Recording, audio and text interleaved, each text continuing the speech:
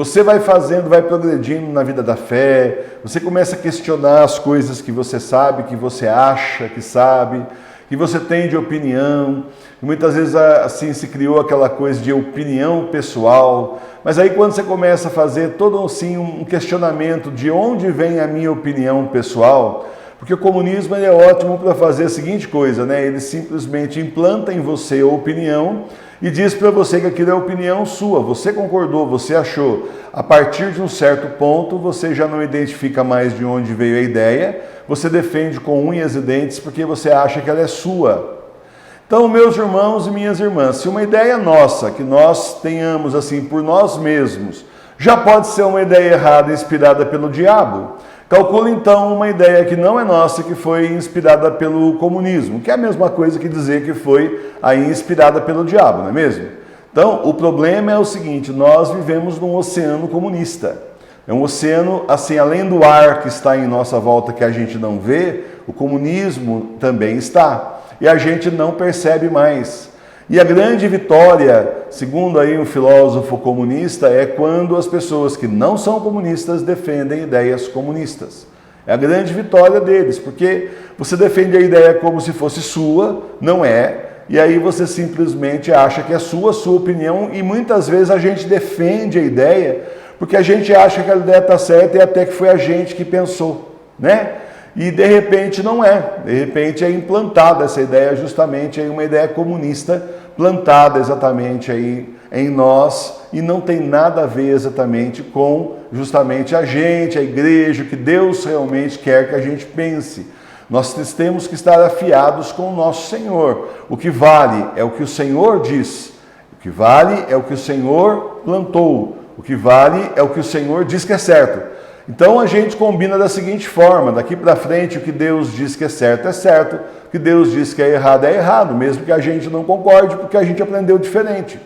E como somos filhos de Deus, Deus nos criou, depois nos chamou para a igreja, fomos batizados e nos chamou inclusive para ser família Sagrada Face, nós temos que ter as mesmas ideias do nosso Pai que está no céu. Se não temos, é só sinal que foi implantada outra porcaria na nossa cabeça, lixos e mais lixos que implantaram, ao invés da gente estar assim, absorvendo justamente a verdade que é única. Verdade única com V maiúsculo, só existe uma, de Deus. O resto é tudo mentira. E aí a mídia planta, não, mas cada um tem a sua verdade. Imagina, você tem a sua verdade, o comunista tem a dele, o muçulmano tem a dele, e cada um tem a sua, não é.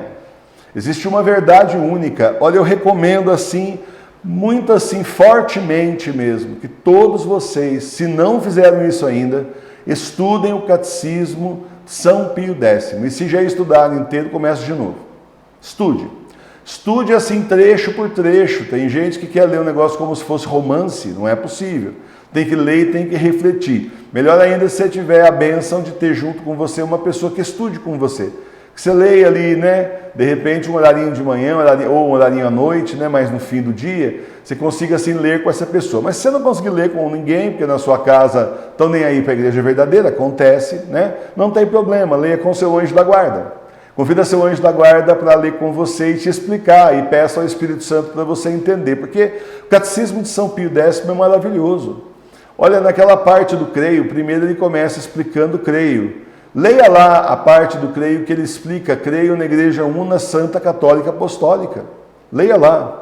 São capítulos falando sobre isso, sobre essa declaração do nosso creio, da nossa fé. E que é o creio, a base da nossa fé. Ali expressamos a nossa fé de forma resumida. Leia lá para você ver como os bergolianos não estão na igreja. Leia lá para você ver, estude lá, se você já estudou e não viu, estude de novo, para você ver como não tem nada a ver o ecumenismo. Não está nem falando de ecumenismo, mas estude lá. Né? Porque não está falando, mas está falando ao mesmo tempo. Né? Está mostrando que salvação só na igreja verdadeira de nosso Senhor. Estude lá para você entender. Uma maravilha. É realmente uma maravilha. E eu gosto muito do Catecismo do São Pio X, porque ele é resumido. É fácil de você, assim, você que é igreja doméstica, é fácil você ir lá e ter a resposta que você está querendo. Aquele Catecismo amarelinho eu não recomendo. Olha, realmente, foi o primeiro que eu comprei desses, né, assim, mais densos e tal, né, mais grossos, mas olha, naquela época não tinha o do Pio X para comprar, que está sendo editado de uns anos para cá, reeditaram, né? E assim, não recomendo o amarelo, recomendo fortemente o do Pio X e também recomendo fortemente o Catecismo Romano para você se aprofundar. Porque assim, o Catecismo Romano do Concílio de Trento, ele é um catecismo que foi feito lá atrás, justamente quando o senhor Lutero apareceu destruindo a igreja, com as suas ideias furadas, pregando coisas que não têm nada a ver com a tradição da igreja, com a doutrina da igreja. Então o Concílio de Trento se reuniu, fizeram uma contra-reforma e perceberam que era necessário homogeneizar o que a igreja falava, não esperar mais que todos os padres soubessem e fossem estudar nos livros antigos, não. Lançaram o Catecismo Romano do Concílio de Trento, para os padres estudarem para ensinar para nós leigos. Você é padre? Está assistindo a gente? Você é seminarista? Porque tem um pessoal que nos persegue aqui, né? Você é frei? Diz para mim uma coisa, será que você já leu esses dois catecismos? Estudou, não é leu, estudou o Catecismo Romano do Concílio de Trento? Será que você já estudou justamente o Catecismo de São Pio X, Catecismo Maior? Aí então quando você vai lá, porque se estudar, desiste do que está falando de pregar errado, vai descobrir o que é a verdadeira igreja, né? Então aí o que acontece é o seguinte, lá atrás então, no Concílio de Trento, eles fizeram depois esse então catecismo para os padres. Você fala, professor, mas eu não sou padre? Eu sou só um leigo aqui, um fiel da igreja. Mas você vai entender, porque para ajudar não é teológico, é didático. Claro que tem lá a doutrina da igreja, tal, bem explicadinho, mas é didático, é até mais fácil que ler, por exemplo, que São Tomás de Aquino, você pega a Suma Teológica, não é fácil. Você consegue ler, mas tem que ler umas 2, 3 vezes ali à luz do Espírito Santo, né? Porque é assim, São Tomás de Aquino, ele faz uma defesa da fé maravilhosa, ele pega todos os argumentos que as pessoas estão falando contra e responde um por um depois. Só que primeiro ele te apresenta todos os argumentos contra, daí ele fala, então agora falo eu, e mostra tudo que realmente as pessoas estão falando de besteira e estão falando de errado. Então é assim, pelo menos o Catecismo Maior de São Pio X, pelo menos. E, se possível, estudar também esse outro, que é justamente o Catecismo Romano do Concílio de Trento. Aí você vai se aprofundando na fé. Gente, olha, é de pôr a mão na cabeça e falar, meu Deus do céu, eu não entendia nada mesmo, ensinaram tudo errado para mim. É de ficar revoltado. Agora, se já foi assim na igreja, finalizando esse raciocínio inicial, se já foi assim na igreja, você calcula então o que está acontecendo em termos de mentalidade. Se você vai estudar a moral da Igreja Católica Apostólica Romana, se você estuda, mas não é essa do mergulho, isso não adianta, mas se você estuda realmente, justamente esses catecismos, se você estuda os escritos dos santos, vai atrás da Sagrada Tradição, do Sagrado Magistério, você vê como nós vivemos num mundo todo deformado no fim mesmo. Isso aqui não tem mais saída. Não tem mais saída. A imoralidade é o que eu digo. Sabe, se a gente conseguisse trazer aqui, agora ao vivo a coisa, para ficar uma semana aqui, habitantes de Sodoma e Gomorra, que deviam se achar o máximo da imoralidade, estão parecendo um jardim da infância. Isso daqui é muito pior. O destino desse mundo é muito pior do que Sodoma e Gomorra.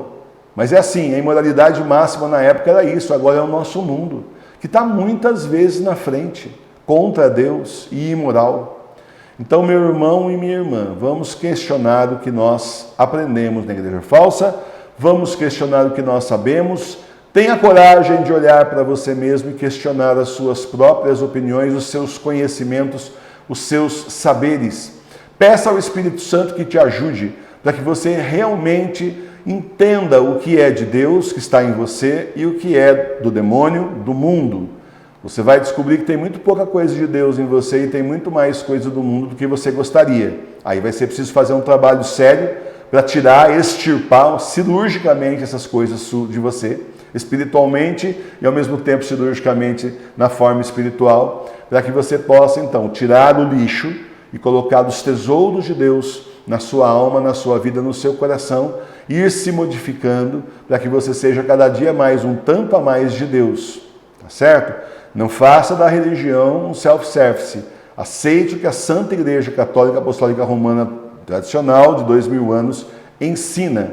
E aí então você segue pelo caminho das pedras dos santos e santas. Porque é assim, o mundo muda. O diabo muda o mundo. O diabo muda o mundo. Mas Deus nunca muda. Então o que era pecado há 2000 anos continua sendo pecado. O que não era continua não sendo. O certo continua sendo certo, o errado continua sendo errado. A minha opinião, a sua opinião, a opinião do mundo não interessa, o que interessa é a opinião de Deus. Então, é assim, o que Deus determina que é certo, o que Deus determina que é errado. Se você não concorda com alguma coisa disso, se de repente você vê alguma coisa ali no catecismo maior e fala, mas isso aqui, peça ao Senhor que te dê luz, o Espírito Santo te ilumine, para que você entenda que o que está ali é a verdade. O resto é mentira da igreja falsa. Louvado seja nosso Senhor Jesus Cristo.